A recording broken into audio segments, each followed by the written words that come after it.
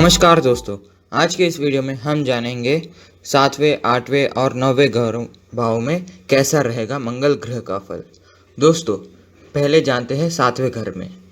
यदि घर में शुक्र और बुध के प्रभाव के अंतर्गत आता है, जो कि आपस में मिलकर सूर्य का फल देते हैं। यदि मंगल 7वें भाव में हो तो 7वां भाव मंगल और सूर्य के प्रभाव के अंतर्गत आया गया, जो यह सुनिश्चित करता है कि जातक की महत्वाकांक्षा पूरी हो जाएगी, धन संपत्ति और परिवार में वृद्धि होगी।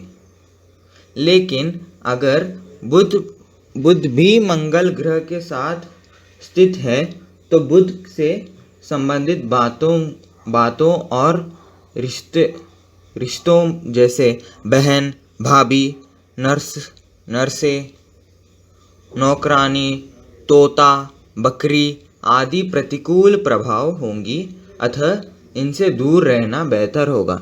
ऐसे में उपाय के तौर पर समृद्धि के लिए घर में चांदी का एक ठोस टुकड़ा रखें। हमेशा बेटी, बहन, भाभी और विधवाओं को मिठाई भेंट करें और बार बार एक छोटी सी दीवार बनाएं और गिराएं। मतलब उसके एक बार दीवार बनाइए और उसको फिर तोड़ के गिराइए। चलिए अब जानते हैं मंगल ग्रह का 8वें भाव में फल। दोस्तों, यह घर मंगल और शनि के संयुक्त गुणों से प्रभावित होता है। इस घर में कोई ग्रह अच्छा नहीं माना जाता है।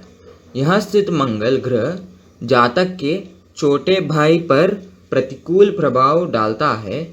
लाभ या हानि की परवाह किए बिना जातक अपने द्वारा बनाई गई प्रतिबद्धताओं से चिपका रहता है। ऐसे में उपाय में विधवाओं का आशीर्वाद प्राप्त करें और गले में एक चांदी की चेन पहने और तंदूर की बनी मीठी रोटी कुत्तों को डालें और भोजन रसोई घर में ही खाएं। मतलब जिस घर में खाना बनता है उसे रसोई घर कहते हैं, तो उसी घर में आपको भोजन करना चाहिए। और अपने घर के अंत में एक छोटा से अंधेरा कमरा बनाएं और उसमें सूर्य की रोशनी ना आने दें और गर्मी स्थानों में चावल, गुड़ और चने की दाल भेंट करें और किसी मिट्टी के बर्तन में देशी खांड भरे और शमशान भूमि के पास दफनाएं। चलिए अब जानते हैं मंगल का 9वें भाव में फल। दोस्तों, यह घर मंगल ग्रह के मित्र बृहस्पति का है। इस भाव में स्थित मंगल ग्रह बड़ों का आशीर्वाद और मदद दिलाकर जातक के लिए हर ढंग से अच्छा साबित होगा।